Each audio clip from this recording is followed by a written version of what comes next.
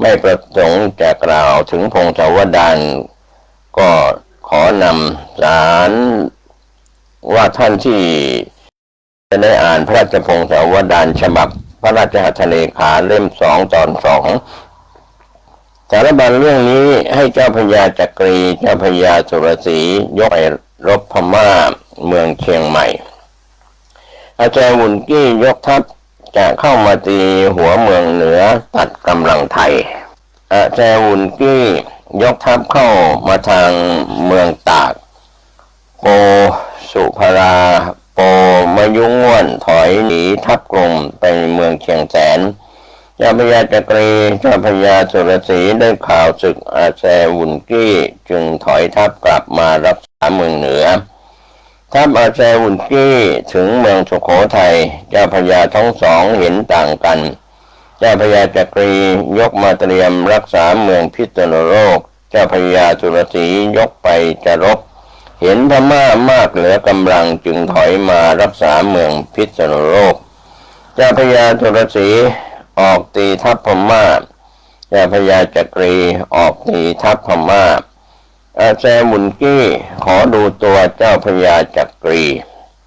เจ้าพญาจักรีก็ยกพลทหารออกจากเมืองเข้าโจมตีทัพอาแซวุนกี้แตกถอยเข้าค่ายแล้วอาแซวุนกี้ยกออกเรียบค่ายดังนั้นทุกวันเจ้าพญาจักรีก็ยกออกรบทุกวันผลัดกันแพ้ผลัดกันชนะถึง9 วัน10 วันอาแซวุนกี้จึงได้ล่ามร้องบอกว่าเพลาพรุ่งนี้เราอย่าลบกันเลยให้พญากษัตริย์ศึกแม่ทัพออกมาเราจะขอดูตัวครั้นรุ่งขึ้นเจ้าพญาจักรีขี่ม้า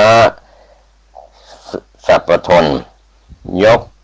พลทหารออกไปยืนม้าให้อาแซวุนกี้ดูตัวอาแซวุนกี้จึงให้ร่ามถามถึงอายุว่าเท่าใดบอกไปว่าอายุได้30 เศษจึงถามถึงอายุอาแซวุนกี้บ้างร่ามก็บอกว่าอายุได้72 ปีแล้วอาแซวุนกี้ก็พิจารณาดูรูปดูลักษณะเจ้าพญาจักรีแล้วก็สรรเสริญว่าฝีมือก็เข้มแข็งสู้รบเราผู้เป็นผู้เฒ่าได้จงอุตส่าห์รักษาตัวไว้ภายหลังจะได้เป็นกษัตริย์แน่แท้แล้วให้เอาเครื่องม้าทองสำหรับ1กับสักการะพับ1ดินสอแก้ว2 ก้อนน้ำมันดิน2 หม้อ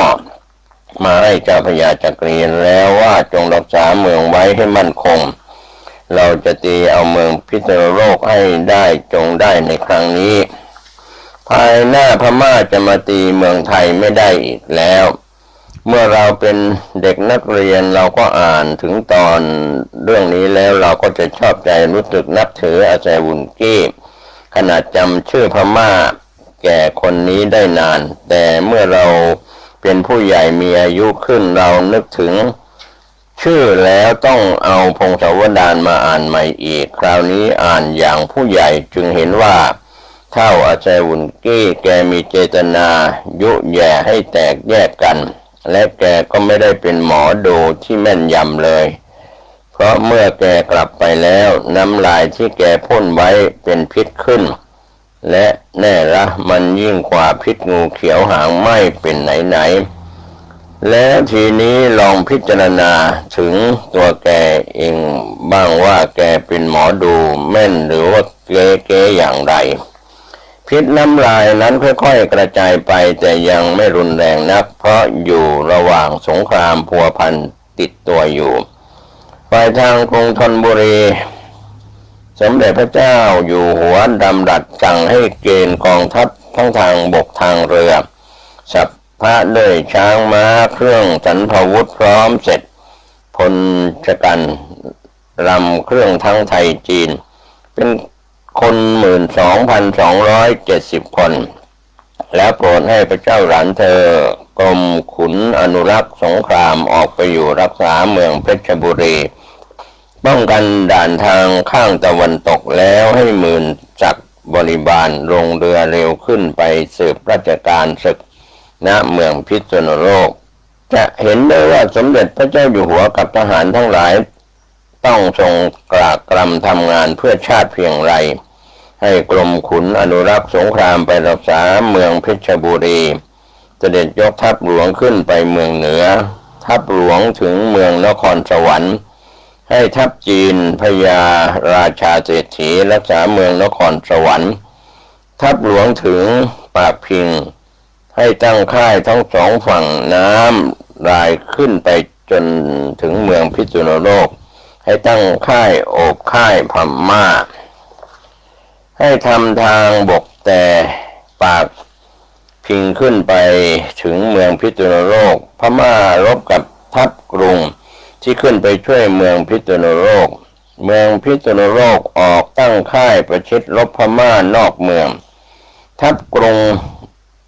ปล้นค่ายพม่าไม่ได้ทัพกรุงคิดจะตั้งโอบหลังค่ายพม่าอาจารย์วุนกี้แต่งกองทัพออกมาตัดเสบียงทางเมืองนครสวรรค์เมืองอุทัยธานีแยกกองทัพลงไปรักษาเสบียงในเมืองพิษณุโลกก็ขัดเสบียงพม่าตัดเสบียงที่กองทัพหลวงส่งไปเมืองพิษณุโลกพม่ายกจากเมืองมฤตไปตีเมืองกุยเมืองปราณไทยตีพม่าแตกที่เมืองกำแพงเพชรพม่าเผาเมืองอุทัยธานี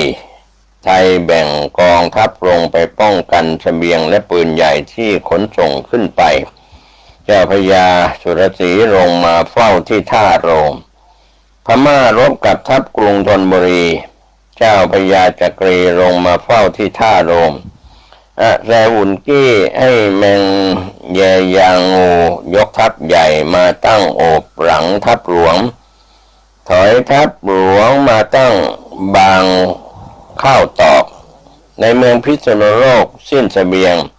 เจ้าพญาทั้งสองต้องทิ้งเมืองพิษณุโลกตีหักพม่าออกไปเมืองเพชรบูรณ์พม่าได้เมืองพิษณุโลกและเผาเมืองเสียพม่าเจ้ามังระสิ้นพระชนจิงกูจาราชบุตรได้ราชสมบัติเมืองอังวะให้ยกกองทัพกลับเจ้าพญาจักรีเจ้าพญาสุรศรียกตามทัพพม่าพระเจ้ากรุงธนบุรีทรงโทมนัสที่ไม่ชนะพม่าให้ติดตามตีพม่าทางเมืองตากเสด็จยกทัพหลวงขึ้นไปตั้งปากขุมแขวงเมืองกำแพงเพชรพม่ายกเลิกไปจากเมืองกำแพงเพชรให้ติดตามพม่าทางเมืองอุทัยธานีเสด็จกลับกรุงธนบุรีถ้าพม่ามาคราวนี้เข้ามาหลายทางและแตกออกไปก็ผ่านหลายเมืองทัพไทยตามตีตอนพม่าถอยไปและเลิกทัพด้วย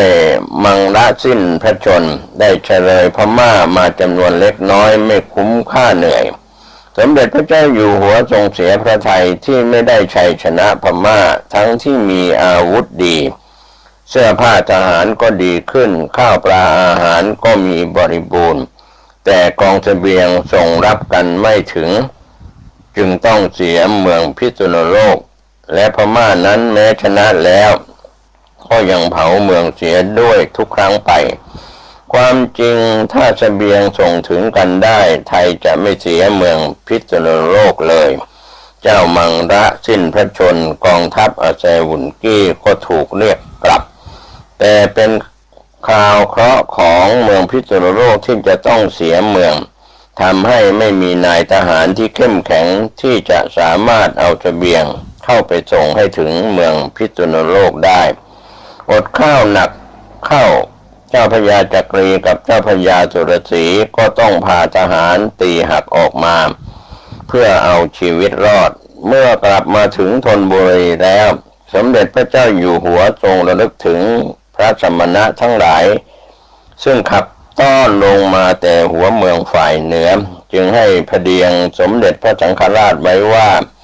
ถ้าพระสงฆ์อนุจรอารามใดขัดสนอาหารก็ให้มาเบิกเอาข้าวในฉางหลวงไปถวายแล้วทรงพระราชศรัทธาถวายสมถะบริขาร แก่พระสงฆ์อาคันตุกะทั้งปวงเป็นอันมากและให้เลิกคนซึ่งรักษาหน้าที่เชิงเทินพระนครเสียให้ไปทำมาหากินตามภูมิลำเนาก็เป็นเอกสารจากพระราชพงศาวดารหน้า140บทที่13ฤทธิเดชน้ำลายงูเขียวหางไหมงูเขียวหางไหมซึ่งเป็นสัตว์เลื้อยคลานจริงๆนั้นมันมีพิษสงนักเหมือนกันมันชื่องูเขียวเราคิดว่าเพราะสีตัวมันเขียวและบางตัวมีลายดำๆเขาจึงเรียกมันว่างูเขียวถ้าหางมันมีสีดำเรียกว่ามีสีน้ำตาลแก่ๆเขาก็เรียกมันว่างูเขียวหางไหมแต่ความจริงนั้นที่เราเรียกว่างูเขียวนั้นไม่ใช่เพราะตัวมันเป็นสีเขียวอย่างเดียวแต่กลิ่นตัวมันเหม็นเขียวร้ายนักขนาดได้กลิ่นแล้วต้องเป็นหัวไปตลอดวันเพราะแพ้ฤทธิ์มันเรื่องนี้เป็นเรื่องจริงที่ได้กับตัวผู้กล่าวถึงบ้านที่เราอยู่ครั้งหนึ่งนั้นเป็นตึกเก่าอายุราวๆ60 ปีหลังคาผุนั้นมีงูเขียวตัวยาวเม็ดเศษขึ้นไปไข่ไว้พอไข่แตกออกลูกตัวยาว6 นิ้วฟุตมันซุกซนก็ตกลงมาปีหนึ่งและหลายตัวมันตกลงมาพอตัวมันกระทบพื้นกระดานจะมีควันขาวๆออกจากผิวตัวของมันมีกลิ่นเหม็นเขียวเป็นพิษร้ายนะพอเราได้กลิ่นมันเท่านั้นปวดศีรษะและอาเจียนทันทีบางคนก็แพ้ก็เลยผ่านไม่สบายไป2-3 วันจึงไม่ควรประมาทว่ามันเป็นเพียงงูเขียวหางไหมซึ่งถือว่าพิษน้อยกว่างูเห่าเพราะกัดแล้วไม่ตายได้แต่บวมเจ็บทรมานหลายวันการที่กล่าวให้เห็นภัยถึงเมืองไทยในเรื่องนี้ก็ได้แก่อาแซวุนกี้ซึ่งแน่ละตัวเขาเข้ามาอยู่ในเมืองไทยหลาย10 วันเขาต้องสืบสาวราวเรื่องของเมืองไทยความเป็นอยู่ของคนสำคัญในเมืองไทยประวัติของคนสำคัญในเมืองไทยเป็นมาอย่างไรทหารของเมืองไทยเป็นอย่างไรบ้างเมืองพม่านั้นมีทั้งทหารชาติพม่าและก็ชาติมอญซึ่งรบราฆ่าฟันกันตายไม่ได้หยุดอาจารย์วุนกี้รู้เรื่องนี้ดีครั้นเข้ามาตั้งกองทัพอยู่ในไทยก็รู้ว่าเมืองไทยในรัชสมัยสมเด็จพระเจ้าตากสินมหาราชนั้นทรงมีทั้งทหารไทยและจีนอยู่ในกองทัพของพระองค์เสมอทุกคราวที่เสด็จยกกองทัพไปทำสงครามก็ต้องมีพร้อมทั้งทหารไทยและจีนไปอย่างสมบูรณ์ทุกครั้งเมื่อเป็นเช่นนี้การยุแย่ให้แตกกันโดยใช้แต่เพียงน้ำลาย2-3 หยดเท่านั้นก็ได้ผลเพราะน้ำลายนั้นมีพิษเมื่อแม่ทัพในกองทั้งหลายกลับจากการทำสงครามกับพม่ามาถึงกรุงพร้อมกันแล้วสมเด็จพระเจ้าอยู่หัวได้ทรงโปรดให้เจ้าพระยาจักรีเจ้าพระยาจุลศรีและพระยาธรรมาคุมไพร่พลทั้งปวงตั้งทำนาณทะเลตมภาคตะวันออกกรุงธนบุรีและทุ่งบางกะปิ3 เสนให้พญายมราชพญาราชสุภาวดีคุมไพร่พลทั้งปวงตั้งทำนาณทะเลตมภาคตะวันตกและทุ่งกระทุ่มแบนหนองบัวแขวงเมืองนครชัยศรีอันที่จริงการที่พระเจ้าอยู่หัวทรงให้พญาจักรีกับเจ้าพญาจุลศรีและคนอื่นๆไปควบคุมการปลูกข้าวทำนาอันเป็นกำลังของประเทศนั้นไม่ใช่งานไม่มีเกียรติหรือเป็นการลงโทษอะไรเลยที่จริงเป็นงานสำคัญเพราะใครๆก็รู้ทุกคนว่าทหารนั้นขาดอาหารไม่ได้หิวก็ไม่มีกำลังรบเมื่อไม่มีแรงจะรบกับข้าศึกก็ต้องแพ้พญาจักรีกับเจ้าพญาจุลศรีแพ้ข้าศึกมาก็เป็น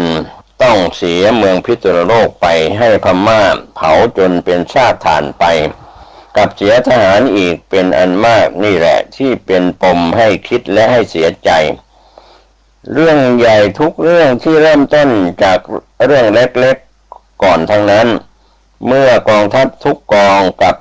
ถึงกรุงธนบุรีแล้วเรื่องลือเสียงเล่าอ้างถึงคำทำนายของอาแซวุนกี้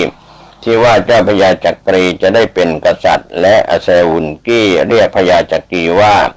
เจ้าพญามหากษัตริย์ศึกนั้นก็ค่อยๆระพือข่าวจากปากนี้สู่หูนั้นแล้วจากหูนั้นก็ออกจากปากนั้นเข้าหูโน้นออกจากปากของหูโน้นก็ไปเข้าหูโน้นต่อไปจนไม่กี่วันก็ทั่วกรุงเสียงซุบซิบก็มากขึ้นเสียงปรึกษาหารือเป็นฝักเป็นฝ่ายก็หนาหูหนาตาขึ้นจนบางครั้งคนเมาก็กล้าพูดออกมาตรงๆว่าจะเป็นพวกไหนก็และอยู่กับใครแต่คนมีสติดีก็ยังซุบซิบอยู่ฝ่ายทหารของเจ้าพญาทั้งสองก็น้อยใจก้มหน้าถากไถทำนาไปก็คิดไปว่าไปทำสงครามกลับมาเหน็ดเหนื่อยแล้วยังต้องมาทำนาส่วนพวกจีนคุงเสียมอยู่สบายในเมืองหลวงปลูกบ้านใหญ่อยู่สบายเป็นแถวทำท่าทางราวกับเป็นเจ้านายก็มีการประทะกันด้วยปากบ้างฝ่ายไทยว่าจีนอยู่สบายเสียงซุบซิบก็มากขึ้นเสียงปรึกษาหารือเป็นฝักเป็นฝ่ายก็หนาหูหนาตาขึ้นจนบางครั้งคนเมาก็กล้าพูดออกมาตรงๆว่าจะเป็นพวกไหนและอยู่กับใครแต่คนมีสติดีก็ยังซุบซิบอยู่ฝ่ายทหารของเจ้าพญาทั้งสองก็น้อยใจก้มหน้าถากไถทำนาไปก็คิดไปว่าไปทำสงครามกลับมาเหน็ดเหนื่อยแล้วยังต้องมาทำนาส่วนพวกจีนคุงเซียมอยู่สบายในเมืองหลวงปลูกบ้านใหญ่อยู่สบายเป็นแถวทำท่าทางราวกับเจ้านายก็มีการปะทะกันด้วยปากบ้างฝ่ายไทยว่าจีนอยู่สบายฝ่ายจีนก็ว่าสบายอะไรต้องลงเรือไปเมืองจีนหาเงินมาให้ซื้ออาวุธเสื้อผ้าและอาหารไปรบแพ้เสียบ้านเสียเมืองแล้วยังมาอิจฉาอีกเรื่องเล็กๆนี้ก็ค่อยๆลามใหญ่ออกไปทุกทีผสมเข้ากับเรื่องอาแซวุนกี้ทายว่าเจ้าพญาจักรีจะได้เป็นกษัตริย์ฝ่ายไทยก็ดีใจคิดว่าเป็นพรรคเป็นพวกมากขึ้นฝ่ายจีนที่ชอบพอกับไทยก็รู้เข้าก็ชักวิตกปรึกษากันเงียบๆว่าถ้าเป็นอย่างนั้นจริงจะทำอย่างไรพวกที่วิตกมากก็คือพวกที่ร่วมใจกันหาเงินถวายพระเจ้าอยู่หัวและพวกที่เป็นใจไปยืมเงินทางเมืองจีนว่าจะหาเงินที่ไหนไปใช้เขาเพราะมีคนจีนเซ็นชื่อเป็นพยานอยู่ด้วยกันหลายคนคือเป็นพยานว่าจดหมายที่จีนคุงเซียมแต่งนั้นเป็นจดหมายของพระเจ้าแผ่นดินต่อมาภายหลังรู้ว่าคุณเจียนจิ้นเขียนชื่อแทนพระเจ้าอยู่หัวจีนคุงเซียมซึ่งเป็นตัวการออกไปเมืองจีนก็ยิ่งตกใจใหญ่เพราะเงินมากและตัวจีนคุงเซียมเองไปพูดจาไว้มากมายเพราะความที่จะให้ได้ผลได้เงินมาเมื่อรู้ความจริงขึ้นว่าลายมือเซ็นชื่อในจดหมายเป็นลายมือของคุณเจียนจิ้นก็ยิ่งตกใจใหญ่พากันไปต่อว่าจะเอาเรื่องกับคุณเจียนจิ้นแต่คุณเจียนจิ้นก็เป็นผู้ชายคนหนึ่งที่มั่นคงเขารับรองว่าเงินเพียง60,000 ตำลึงเท่านั้นอย่าตกใจเลยจะค่อยๆหาผ่อนใช้ให้ว่าแต่ว่าเงินที่จีนคุงเซียมยืมมาใช้ในราชการนั้นไม่ถึง60,000 ตำลึงไม่ใช่หรือคุงเซียมก็พูดไม่ออกเมื่อเห็นคุณเจียนจิ้นรู้เท่าทันก็นิ่งเสียหันไปพูดเรื่องอื่นๆกลบเกลื่อนไปวันหนึ่งแต่แล้วก็แอบจดหมายเล่าไปให้เจ้าของเงินทางเมืองจีนรู้เรื่องของเมืองไทยทั้งสิ้นเรื่องซุบซิบต่างๆตลอดจนบ้านข้าราชการผู้ใหญ่มีการแอบปรึกษาหารือกันถึงคำยุแย่ของอาแซวุนกี้เรื่องจีนคุงเซียมไปยืมเงินจากเมืองปักกิ่งแล้วมีการหักค่านายหน้ามาปลูกบ้านเป็นแถวๆให้ญาติมิตรอยู่และตลอดจนเรื่องคนจีนแอบปรึกษากันลับ กลัวว่าเจ้าพญาจักรีจะเป็นเจ้าแผ่นดินเรื่องเหล่านี้เข้าพระกันสมเด็จพระเจ้าอยู่หัวทุกเรื่องแต่พระองค์ทรงทำเหมือนไม่ทรงทราบคงปฏิบัติราชกิจไปตามเคยแต่ในพระทัยนั้นอยากจะทรงทราบถึงเรื่องต่างๆที่เกิดขึ้นนั้นว่าจะเป็นอย่างไรต่อไปและน้ำใจคนที่เคยชุบเลี้ยงมานั้นว่าจะซื่อตรงต่อพระองค์หรือสมเด็จพระเจ้าตากสินมหาราชนั้นเราท่านก็ทราบกันดีอยู่แล้วทุกคนว่าท่านไม่มีญาติสนิทมิตรรักที่เป็นผู้ใหญ่พอจะปรึกษาเรื่องสำคัญได้เลยข้าราชการหรือก็ทรงไม่แน่พระทัยว่าจะเข้าข้างไหนครั้นจะทรงปรึกษาข้าราชการที่เป็นเชื้อจีนหรือก็ทรงรำคาญว่าเรื่องจะไปกันใหญ่กลับมาแตกออกเป็นสองพวกเร็วขึ้นซึ่งเวลานั้นฝ่ายจีนก็ไม่ค่อยจะมองหน้าฝ่ายไทยอยู่บ้างแล้วแต่ว่าเป็นบางคนไม่ใช่ทุกคนแม้ฝ่ายทหารไทยส่วนหนึ่งก็เกลียดชังฝ่ายจีนอยู่มากหาว่าเป็นนักฉวยโอกาสทหารไทยส่วนหนึ่งก็ถือว่าหาว่าเป็นนักฉวยโอกาสในขณะที่ทหารไทยไปลำบากแล้วพ่อค้าจีนก็รีบฉวยโอกาสเอาเข้าของในเมืองไทยส่งออกไปขายเมืองจีนและเมืองใกล้เคียงร่ำรวยไปตามๆกันนึกถึง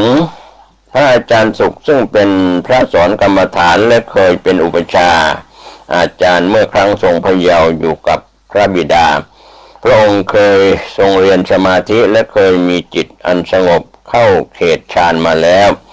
และเคยทรงทราบว่าพระอาจารย์สุขเมื่อมีเรื่องสงสัยอย่างไรเกิดขึ้นท่านมักทำสมาธิเข้าองค์ฌานแล้วถามเรื่องจากท่านข้างบนซึ่งบางครั้งก็ถามพระอาจารย์แต่อดีตของท่านเองบางครั้งท่านก็ถามเทพและพรหมได้เมื่อสบายใจว่างๆบางครั้งท่านก็เล่าให้ศิษย์ผู้ใกล้ชิดฟังบ้างสมเด็จพระเจ้าอยู่หัวทรงคิดว่าจะตรัสถามพระอาจารย์ถึงเรื่องต่างๆที่เกิดขึ้นจึงทรงสั่งอำมาตย์ผู้ใหญ่ให้ระวังรักษาพระนครไว้ให้ดีแล้วเสด็จประทับณวัดบางยี่เรือใต้ทรงประทับนิ่งนาน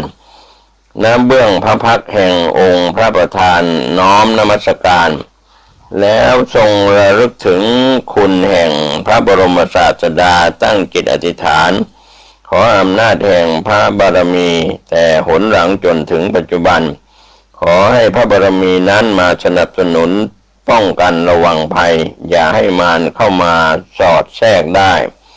พอจิตเป็นสมาธิทรงเข้าไปเราอยู่อย่างสบายจะทำราชการก็ได้จะค้าขายก็เพลินจะเดินจะนอนก็เป็นอิสระอย่างนี้เจ้ายังจะไม่คิดถึงเมืองแม่อีกหรือครับก็เป็นเรื่องราวที่นำเล่ามาถึงใครฆ่าพระเจ้าตากสินโดยภิกษุณีวรมัยกบิลสิงห์ได้เรียบเรียงไว้ก็เป็นการจัดพิมพ์ครั้งที่1ในปีพุทธศักราช 2516 ภิกษุณีวรมัยกบิลสิงห์นั้นก็ตอนหลังก็ได้บวชเป็นภิกษุณีอยู่ในพื้นที่ของจังหวัดนครปฐมวันนี้ผมเกษตรเพชรมิตรบรรณาธิการข่าวก้าวหน้านิวก็ได้รับเอกสารมาเพื่อถ่ายทอดเป็นเสียงให้ก่อเกิดประโยชน์ท่านใช้วิจารณญาณในเรื่องราวประวัติศาสตร์ต่างๆที่นำเล่ามาแล้วโชคดีกับการสร้างคนดีรักชาติรักแผ่นดินโดยทั่วหน้ากันสวัสดีครับสวัสดีครับท่านผู้ฟังที่เคารพวันนี้ผมเกษตรเพชรมิตรบรรณาธิการข่าวก้าวหน้านิวได้ถอดเอกสารเรื่องใครฆ่าพระเจ้าตากสินเรียบเรียงโดยภิกษุณีวรมัยกบิลสิงห์จากภิกษุณีของจังหวัดนครปฐมเอกสารนี้พิมพ์ครั้งแรกในปี 2516 แล้วก็พิมพ์ถึงครั้งที่6ลำดับถัดมาก็เรียบเรียงโดยภิกษุณีวรมัยกบิลสิงห์นั้นก็เป็นเรื่องราวที่เกี่ยวข้องโดยภาพผนวกก็เป็นเรื่องราวพระพุทธศาสนาสมัยกรุงธนบุรีโดยชัชสุมานกบิลสิงห์ ก็เป็นลูกสาวของภิกษุณีวรมัยกบิลสิงห์ได้รับเอกสารนี้จากท่านศาสตราจารย์พิเศษประเสริฐอยู่เจริญดีอดีตรองอธิบดี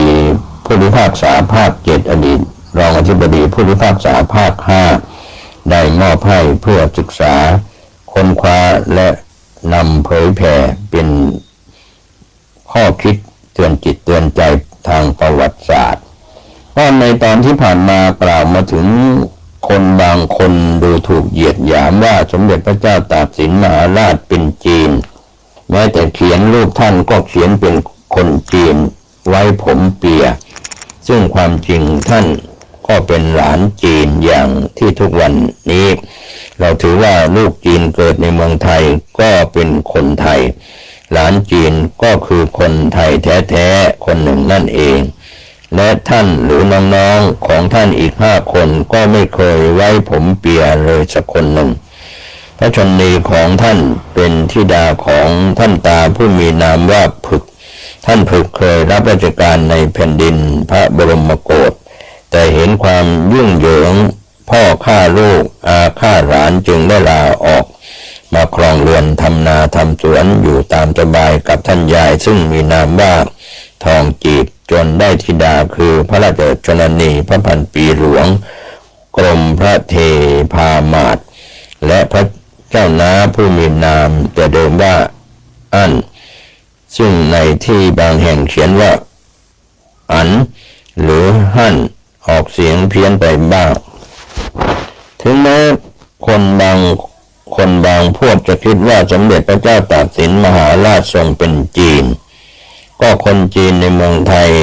ตั้งล้านคนนั้นจะมีคนไหนที่ยอมเสียสละทุกอย่างแม้แต่ชีวิตของแม่ผู้บังเกิดเกล้าอันทรงพระคุณยิ่งกว่าแผ่นฟ้าแผ่นดินการกอบกู้แผ่นดินไทยซึ่งไม่ได้มีเชื้อวงอะไรต่อกันเลยไม่มีเราไม่เคยเห็นและไม่เคยได้ยินเลยอย่าว่าแต่คนจีนเลยแต่คนไทยแท้ๆที่เราจะส่องกล้องมองหาให้เหมือนสมเด็จพระเจ้าตากสินมหาราชซึ่งทรงกู้ชาติด้วยความบริสุทธิ์ใจนั้นจะมีอยู่กี่องค์หรือกี่คนก็หายากนักมิใช่หรือพอจะนึกออกบ้างสักองค์หนึ่งท่านก็ทรงเป็นเชื้อสายกษัตริย์เก่าพอจะนึกออกอีกสักคนหนึ่งท่านก็เป็นคนไทยที่แน่ละเป็นคนไทยที่ต้องช่วยไทยเป็นเชื้อสายกษัตริย์ก็ต้องช่วยราชวงศ์ช่วยพระชนกชนนีของท่านซึ่งก็จัดว่าเป็นเรื่องธรรมดาคิดถึงเรื่องนี้แล้วเศร้าใจแทนก็เพราะว่าทางพระโพธิสัตว์นั้นถือว่าถ้าสมเด็จพระเจ้าตากสินมหาราชเสด็จกลับมาทอดพระเนตรสมเด็จพระราชชนนีแล้วทูลขอพระชนชีพต่อพญามัจจุราชก็จะทรงขอได้ในฐานะโพธิสัตว์ผู้ทรงมีพระบารมีพอที่จะขอได้แล้วเรื่องนี้แม้ในปัจจุบันนี้ก็ยังมีลูกที่มีความกตัญญูยังขอชีวิตแม่ไว้ได้และยังอยู่จนบัดนี้การรบกับพม่าในครั้งยูงอคงวุ่นกับพวกเป็นแม่ทัพรองเข้ามาตั้งค่ายที่บ้านนางแก้วเขาชะอุ่มจังหวัดราชบุรีได้จัดทัพเล็กทัพใหญ่18 ครั้งจึงได้ชัยชนะได้พระราชทานพระธรรมรงค์เพชรวงหนึ่งกับพระแสงดาบด้ามฝักทองแก่เจ้าพญาจักรีแต่สรรเสริญความดีความชอบที่เจ้าพญาจักรีได้เกลี้ยกล่อมเมืองน่านมาเป็นเมืองขึ้นข้าขอบคันธศีมาแล้วให้เป็นแม่ทัพถือธงอาญาจิตยกไปตั้งค่ายมั่นอยู่ที่เขาพระอย่าให้พม่าวกออกหลังได้จนพม่ายอมแพ้ไปทรงพระราชทานร่มแพแดงมีระยะด้ามปิดทองแก่เจ้าพญาสุรศรีเมื่อกลับจากเมืองพิษณุโลกแล้วให้ยกไปดูการล้อมค่ายนางแก้วจนพม่ายอมแพ้ ในครั้งนั้นได้ทรงพระราชทานรางวัลแก่ข้าทูลละอองธุลีพระบาทผู้ใหญ่ผู้น้อย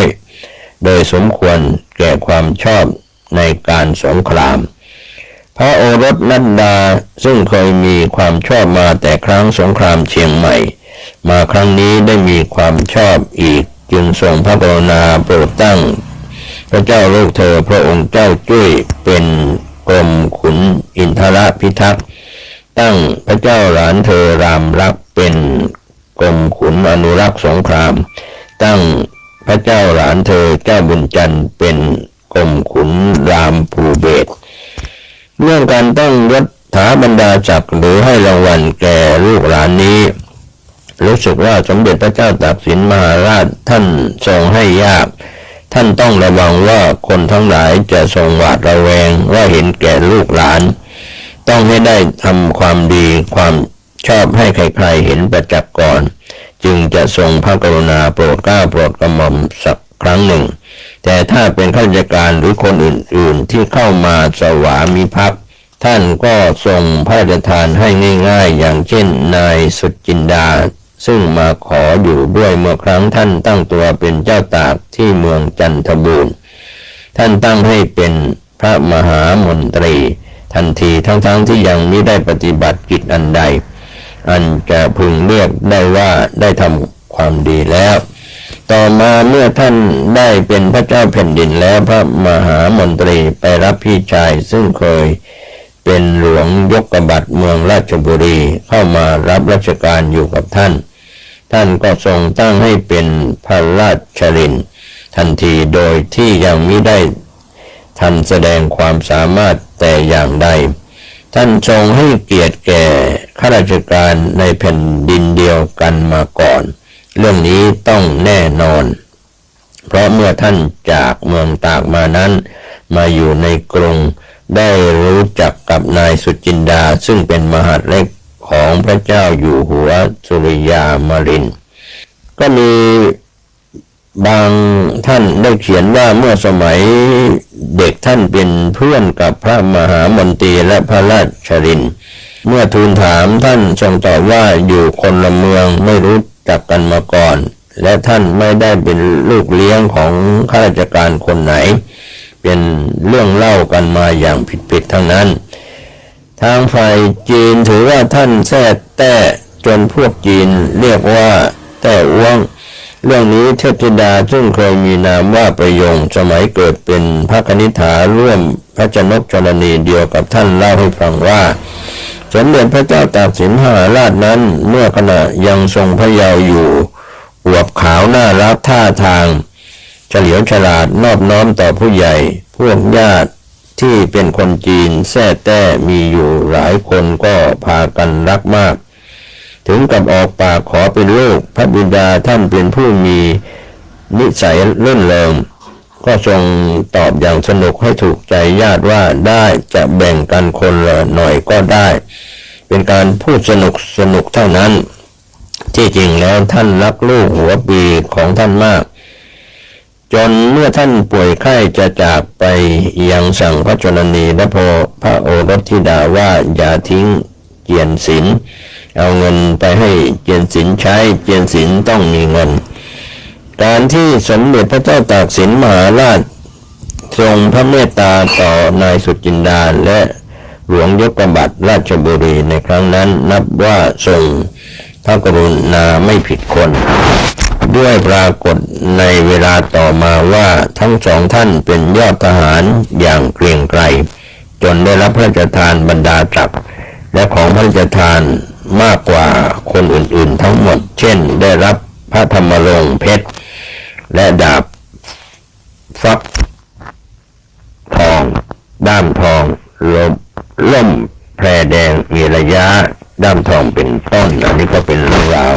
ที่กล่าวไว้ในบทที่10ที่พูดถึงพระราชชนนีของลูกเอ๋ยมาถึงบทที่11ข้าวสารเกวียนละ10 ตำลึงขณะที่สมเด็จพระเจ้าอยู่หัวยังประทับอยู่บ้านนางแก้วได้ทรงทราบจากพม่าเฉลยศึกว่าแซวุนกี้ตัวแม่ทัพใหญ่จะยกหนุนลงมาอีก จึงทรงปรึกษากับแม่ทัพนายกองทั้งหลายทั้งปวงตกลงให้ทัพในกรุงกับทัพเมืองเหนือซึ่งอยู่พร้อมแล้วนั้นให้ต่อสู้กับทัพอาแซบุนกี้สมเด็จพระเจ้าอยู่หัวก็ทรงเห็นชอบด้วยจึงดำรัสว่าอันเมืองฝ่ายใต้นั้นยังไม่ได้ทำสงครามกับพม่าบัดนี้ข้าวในฉางหลวงซึ่งจะจ่ายในกองทัพก็น้อยลงจึงให้มีตราเกณฑ์เอาข้าวสารเมืองนครศรีธรรมราช600 เกวียนเมืองพัทลุงเมืองชัยยาเมืองจันทบูรณ์3 เมืองนี้ให้เกณฑ์เอาเมืองละ400 เกวียนถ้าข้าวขัดสนให้ส่งเงินคิดเป็นราคาข้าวเปลือกเกวียนละ5 ตำลึงข้าวสารเกวียนละ10 ตำลึงเข้ามาตามรับสั่งก็เป็นเรื่องราวจากพระราชพงศาวดารฉบับราชหัตถเลขาเล่ม2 ตอน 2 หน้า 400กล่าวถึงเงินตอนนั้นคงใหญ่เหลือเกินข้าวสารอย่างแพงที่สุดเกวียนละ10 ตำลึงก็เท่ากับ40 บาทเงิน40 บาทซื้อข้าวสารได้ตั้งเกวียนยังร้องว่าแพงแย่ไปทั้งเมืองเดี๋ยวนี้ปีพุทธศักราช 2516 ที่ผู้เรียบเรียงกล่าวถึงข้าวสารถังเดียวราคาตั้ง100 กว่าบาทถ้าเป็นคนแต่ก่อนได้ยินอย่างนี้คงลมจับวันละ100 หนเมืองที่ถูกเกณฑ์เพราะพลเมืองหรือทหารไม่ได้ออกรบจึงมีเวลาว่างพอได้ทำนาก็ยุติทำดีเพราะบ้านเมืองมีทุกข์ก็ต้องทุกข์ด้วยกันคนไหนต้องไปรบก็ไปคนไหนไม่ไปรบก็ต้องทำนาเลี้ยงคนไปรบเป็นการช่วยกันอย่างดีแล้วเพราะเวลาบ้านเมืองมีสุขก็จะได้สุขด้วยกันด้วยเวลาอันน้อยเพราะต้องเตรียมรับสงครามที่อัสแซวุนกี้จะเข้ามารบอีกสมเด็จพระเจ้าอยู่หัวจึงให้เชิญพระโกรธพระบรมศพสมเด็จพระพันปีหลวงกรมพระเทพามาศใส่เรือพระที่นั่งกิ่งแห่โดยกระบวนนาวาพยุหะไปโดยทางชนมาศเชิญขึ้นสู่พระเมรุแล้วให้นิมนต์พระสงฆ์สดับประกรณ์1,000 รูปถวายไตรบริขารทายทานต่างๆและมีงานมหรสพ3 วันแล้วถวายพระเพลิงเป็นเสร็จพิธีอย่างย่อๆเพราะต้องรีบจัดทำงานแผ่นดินไม่ได้ว่างเว้นเลยสมเด็จพระเจ้าอยู่หัวต้องทรงตรึกตรองในเรื่องการทัพศึกกว่าจะได้บรรทมก็เข้า3 ยามอาแซวุนกี้เป็นแม่ทัพผู้เฒ่าที่มีฝีมือแล้วก็มีชื่อเสียงเรื่องลือไปทั่วทุกเมืองทั้งเหนือใต้ออกตกนายทหารไทยที่จะมีอายุปานนั้นและยังเข้มแข็งเฉลียวฉลาดว่องไวก็ไม่มีตัวอยู่แต่เรื่องนี้โดยความจริงแล้วสมเด็จพระเจ้าอยู่หัวมิได้ทรงพระวิตกกังวลนักด้วยพระองค์ก็ทรงมีพระสติปัญญาและกำลังฝีมือกล้าแข็งอยู่จึงกลับทรงวิตกเรื่องเสบียงอาหารมากกว่าการที่ทรงสั่งเกณฑ์ให้หัวเมืองทางใต้ส่งข้าวมาก็มิได้ครบสมพระราชประสงค์ด้วยการทำนามิได้ผลมาแต่ปีก่อนๆแล้วการทัพศึกเสบียงอาหารเป็นของสำคัญถ้าขาดเสบียงอาหารแล้วถึงแม้ทหารจะแกล้วกล้าอย่างไรก็ไม่อาจจะต่อสู้กับศัตรูได้ในขณะที่สมเด็จพระเจ้าอยู่หัวทรงตรึกตรองในเรื่องการสงครามอันหนักอยู่ในที่ประทับโดยเฉพาะไม่ได้มีผู้ใดหมอบเฝ้าอยู่ใกล้ชิดคุณเจียนซื่อกับคุณเจียนจิ้น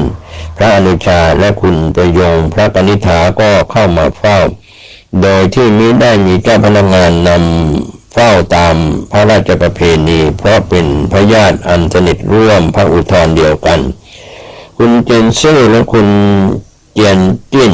มิได้รับราชการคงเป็นพ่อค้าขายข้าวตั้งโรงสีอยู่ตามเดิม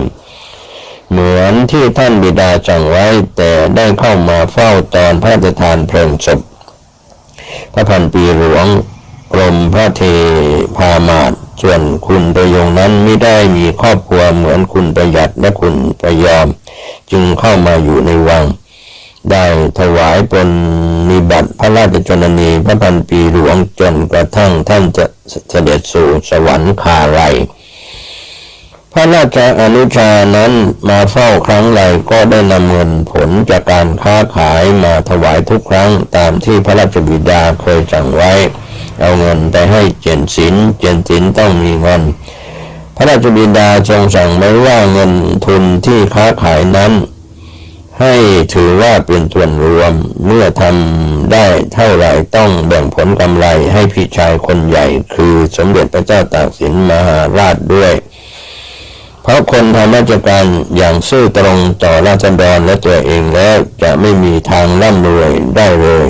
เพราะฉะนั้นท่านจึงเป็นห่วงท่านเจียนโล่แซ่ลิ้มพระราชบิดาของสมเด็จพระเจ้าตากสินมหาราชท่านเป็นคนตรงเฉลียวฉลาดรู้หนังสือมากท่านชอบหนังสือทางศาสนาพุทธฝ่ายพุทธญาณแต่ก็ชอบลัทธิของท่านคงจื้อด้วยและโดยเหตุที่ท่านเป็นลูกจีนแต่เกิดมาในเมืองไทยก็รู้จักภาษาไทยลึกซึ้งเมื่อเจริญวัยขึ้นได้ศึกษาทางภาษาจีนและภาษาไทยจึงเข้าใจขนบธรรมเนียมตามประเพณีของไทยเป็นอย่างดีการเข้าใจเรื่องนี้จึงเป็นเหตุให้เข้าเจ้าเข้านายก็ไม่เคอะเขินการอบรมสั่งสอนลูกชายท่านรับเป็นหน้าที่ของท่านตอนกลางวันไม่ว่างต้องค้าขายตอนค่ำก่อนหลับเป็นเวลาดีที่สุดท่านจะสอนให้ลูกรู้ทางธรรมโดยยกตัวอย่างทางพระพุทธศาสนาและทางอาจารย์ของเจ้มาเล่าให้ลูกๆฟังท่านชอบยกภาษิตของเจ้มาให้ลูกๆท่องไว้เช่นให้คิดให้ทำมากกว่าพูดอย่าจองเวรต่อผู้ใดให้เมตตาต่อคนทั่วไปและตัวเองตามหลักพุทธญาณและให้ดูทุกคนเป็นเทพก่อนแต่แล้วก็ต้องสอนทุกวันให้ลูกมีความกตัญญูกตเวทีเพราะคนไม่รู้คุณท่านนั้นถึงจะทำอย่างไรก็เจริญไม่ได้นานท่านสอนให้รู้จักทำมาหากินโดยสุจริตตั้งใจทำไม่ต้องโกรธใครก็จะร่ำรวยได้ขอให้ขยันและตั้งใจจริง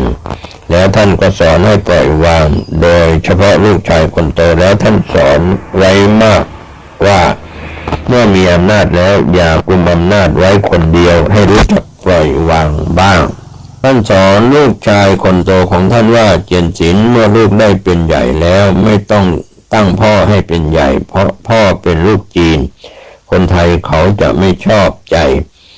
จะตั้งก็ตั้งแต่แม่เขาเถิดเพราะเขาเป็นคนไทยตากับยายก็เป็นคนไทยคนจะไม่นินทาท่านเจนโล่เป็นผู้มีความรู้ทางหัตถ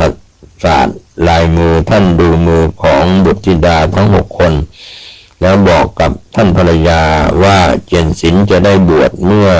แก่อีกครั้งหนึ่งแล้วจะไม่สึกส่วนประยงจะไม่ยอมแต่งงานและจะได้บวชตามพี่ชายอยู่ในศีลธรรมไปจนตายและอย่างนี้เจ้าผู้เป็นแม่อย่าบังคับลูกคนนี้เลยเขาจะพอใจถือศีลกินเจก็ดีมากแล้วลูกคนนี้แหละจะได้ปรนนิบัติเจ้าและพี่ชายไปจนจากกันท่านมารดาก็รับคำสามีและดูแลสั่งสอนลูกผู้หญิงให้รู้จักการบ้านการเรือนและค้าขายช่วยครอบครัวคุณเจนซื่อคุณเจนจิ้นคุณประหยัดและคุณประยอมมีเย่าเรือนไปหมดแล้วเมื่อสมัยจลาจลก็ลำบากมากโจรผู้ร้ายชุกชุมต้องเอาทรัพย์ใส่ตุ่มใส่ไหฝังซ่อนไว้ในดินคันพอสงบลงบ้างจึงได้เริ่มลงมือค้าขายกันใหม่เมื่อสมเด็จพระเจ้าตากสินมหาราชทรงให้คนไปรับพระราชมารดาเข้ามาอยู่ในวังท่านก็อยู่อย่างเงียบมิได้ถือเนื้อถือตัวคุณประยงก็เข้ามาอยู่ถวายปรนนิบัติพระราชชนนีอย่างคนธรรมดาสามัญแต่ด้วยความเรียบร้อยไม่เย่อหยิ่งหยาบคายถือหลักพระพุทธพจน์ไว้ในใจก็พออยู่ได้ในวังนั้นเมื่อถวายพระเพลิงพระศพพระพันปีหลวงคุณเจียนซื่อกับค คุณเจนจิ้นคุณประหยัดคุณประยอมก็เข้ามาด้วยแต่พวกผู้หญิงทูลลากลับไปก่อนเหลือแต่คุณเจนซื่อและคุณเจนจิ้นซึ่งเข้ามาเฝ้าในที่ประทับส่วนพระองค์แล้วถวายเงินผลกำไรจากการค้าขายแก่พระเจ้าอยู่หัวสมเด็จพระเจ้าอยู่หัวทรงทอดพระเนตรถึงเงินที่พระอนุชาถวายตรัสขอบพระทัยแล้วรับสั่งว่าเวลานี้ต้องใช้จ่ายมากอุตสาห์เก็บเงินมาให้ขอบใจแล้วพระอนุชาทั้งสองก็ทูลให้ทรงทราบว่าพ่อค้าจีนและนายทหารจีนได้ช่วยกันจัดหาเงินถวายอีกคราวนี้พวกเขาก็มีกำลังใจว่าไม่ต้องกลัวใครแล้วการชนะศึกคราวนี้ทำให้พวกจีนคึกคักมาก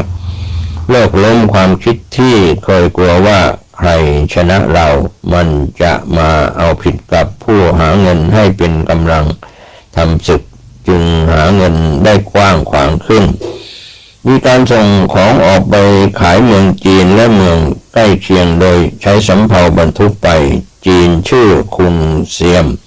และจีนเจี้ยมเป็นคนนำติดต่อกับพ่อค้าจีนทางปักกิ่งจีนกิมกังกับจีนไทยหาของในเมืองเอาออกไปขายพระอนุชาทั้งสองช่วยกันจัดหาของและร่วมรับรู้ในการเงินทองทำบัญชีอยู่ด้วยขณะนี้ได้เงินจากผู้ช่วยเหลือแล้ว 5,000 ตำลึงถึง 10,000 ตำลึงส่วนเรือที่ออกไปค้าขายนั้นมีอีกราว7 วันก็จะกลับหากลับมาก็ได้สั่งให้ซื้อข้าวทางพ่อค้ายวนมาด้วยสมเด็จพระเจ้าอยู่หัวทรงฟังแล้วก็ค่อยแย้มสวนด้วยความเบาพระทัยครั้นทูลเรื่องราวต่างๆเสร็จแล้วพระอนุชาก็ทูลลากลับไปที่พักคุณประยงผู้เป็นพระ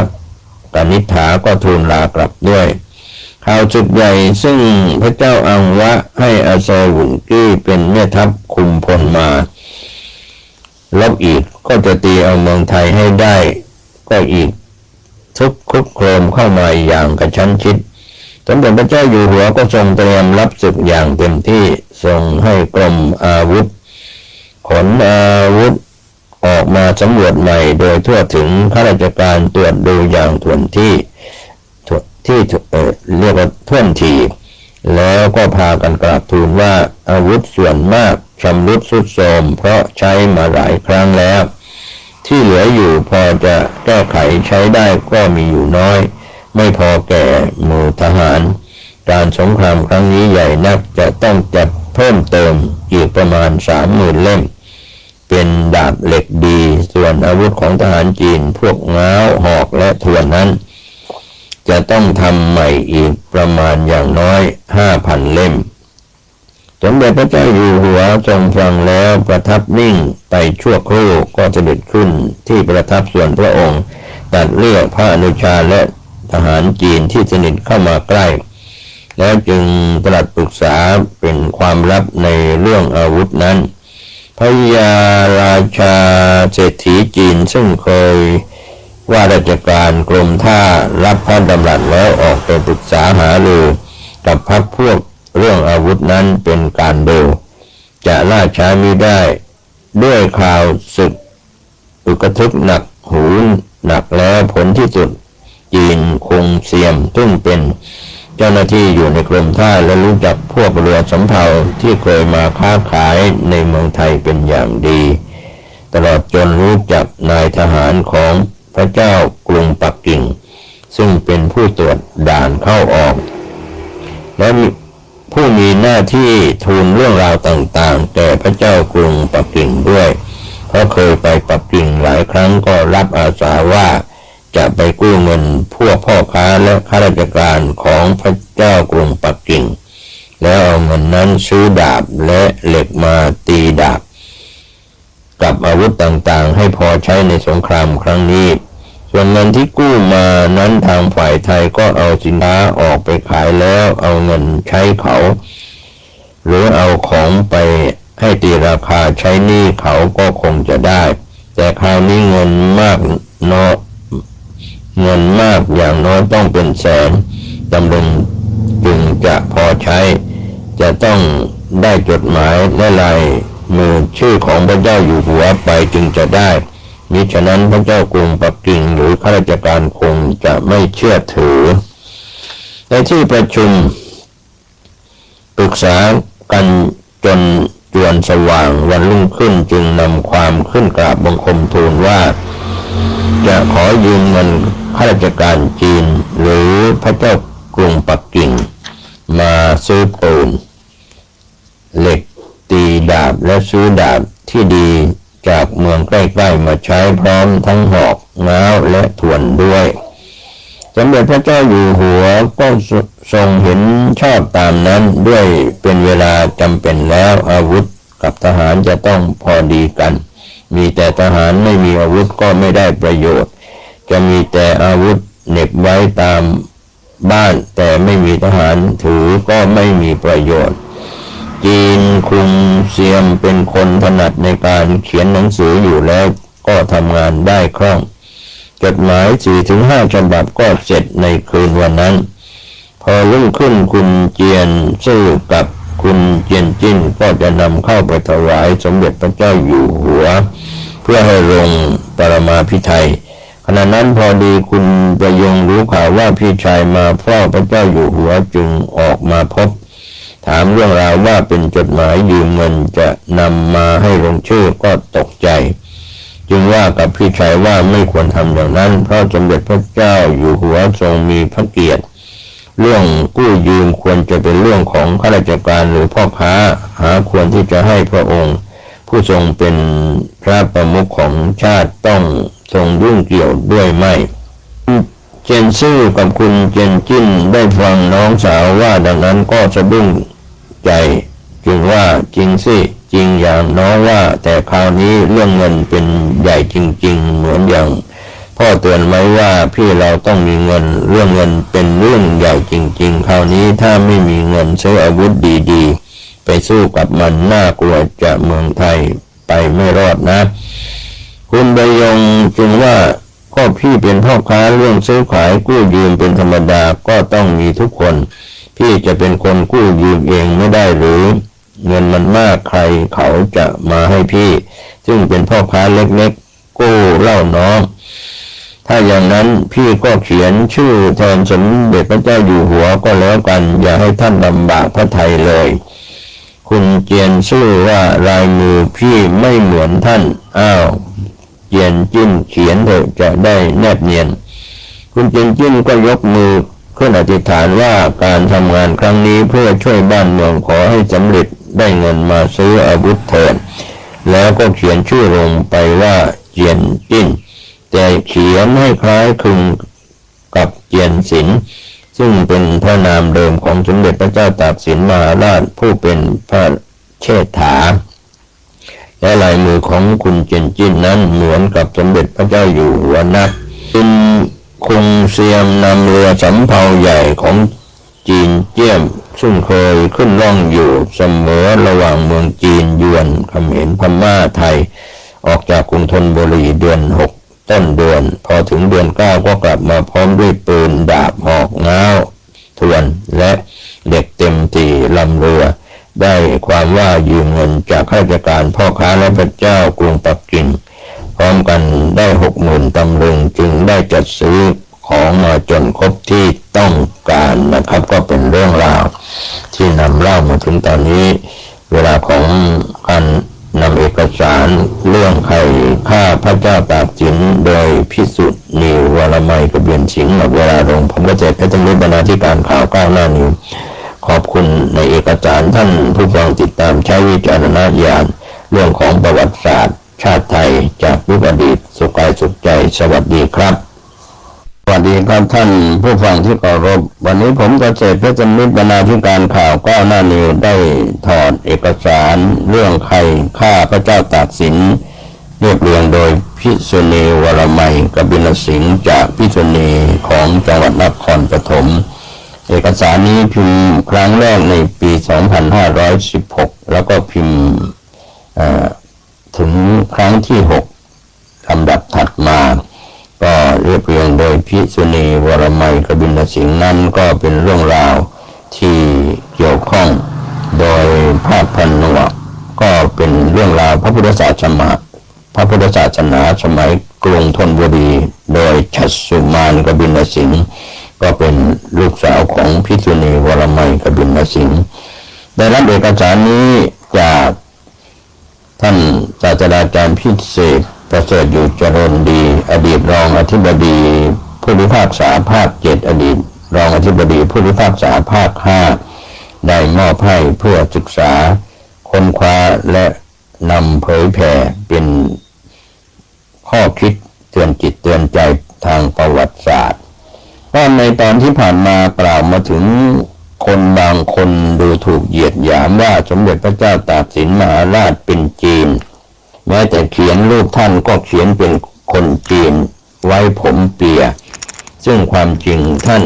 ก็เป็นหลานจีนอย่างที่ทุกวันนี้เราถือว่าลูกจีนเกิดในเมืองไทยก็เป็นคนไทยหลานจีนก็คือคนไทยแท้ๆคนหนึ่งนั่นเองและท่านหรือน้องๆของท่านอีก5 คนก็ไม่เคยไว้ผมเปียเลยสักคนหนึ่งพระชนนีของท่านเป็นธิดาของท่านตาผู้มีนามว่าผึกท่านผึกเคยรับราชการในแผ่นดินพระบรมโกศแต่เห็นความยุ่งเหยิงพ่อฆ่าลูกอาฆ่าหลานจึงได้ลาออกมาครองเรือนทำนาทำสวนอยู่ตามสบายกับท่านยายซึ่งมีนามว่าทองจีบจนได้ธิดาคือพระราชชนนีพระพันปีหลวงกรมพระเทพามาศและพระเจ้าน้าผู้มีนามแต่เดิมว่าอั้นซึ่งในที่บางแห่งเขียนว่าอันหรือหั่นออกเสียงเพี้ยนไปบ้างถึงแม้คนบางพวกจะคิดว่าสมเด็จพระเจ้าตากสินมหาราชทรงเป็นจีนก็คนจีนในเมืองไทยตั้งล้านคนนั้นจะมีคนไหนที่ยอมเสียสละทุกอย่างแม้แต่ชีวิตของแม่ผู้บังเกิดเกล้าอันทรงพระคุณยิ่งกว่าแผ่นฟ้าแผ่นดินการกอบกู้แผ่นดินไทยซึ่งมิได้มีเชื้อวงอะไรต่อกันเลยไม่มีเราไม่เคยเห็นและไม่เคยได้ยินเลยอย่าว่าแต่คนจีนเลยแต่คนไทยแท้ๆที่เราจะส่องกล้องมองหาให้เหมือนสมเด็จพระเจ้าตากสินมหาราชซึ่งทรงกู้ชาติด้วยความบริสุทธิ์ใจนั้นจะมีอยู่กี่องค์หรือกี่คนก็หายากนักมิใช่หรือพอจะนึกออกบ้างสักองค์หนึ่งท่านก็ทรงเป็นเชื้อสายกษัตริย์เก่าพอจะนึกออกอีกสักคนหนึ่งท่านก็เป็นคนไทยที่แน่ละเป็นคนไทยที่ต้องช่วยไทยเป็นเชื้อสายกษัตริย์ก็ต้องช่วยราชวงศ์ช่วยพระชนกชนนีของท่านซึ่งก็จัดว่าเป็นเรื่องธรรมดาคิดถึงเรื่องนี้แล้วเศร้าใจแทนก็เพราะว่าทางพระโพธิสัตว์นั้นถือว่าถ้าสมเด็จพระเจ้าตากสินมหาราชเสด็จกลับมาทอดพระเนตรสมเด็จพระราชชนนีแล้วทูลขอพระชนชีพต่อพญามัจจุราชก็จะทรงขอได้ในฐานะโพธิสัตว์ผู้ทรงมีพระบารมีพอที่จะขอได้แล้วเรื่องนี้แม้ในปัจจุบันนี้ก็ยังมีลูกที่มีความกตัญญูยังขอชีวิตแม่ไว้ได้และยังอยู่จนบัดนี้การรบกับพม่าในครั้งยูงอคงวุ่นกับพวกเป็นแม่ทัพรองเข้ามาตั้งค่ายที่บ้านนางแก้วเขาชะอุ้มจังหวัดราชบุรีได้จัดทัพเล็กทัพใหญ่18ครั้งจึงได้ชัยชนะได้พระราชทานพระธรรมรงค์เพชรวงหนึ่งกับพระแสงดาบด้ามฝักทองแก่เจ้าพญาจักรี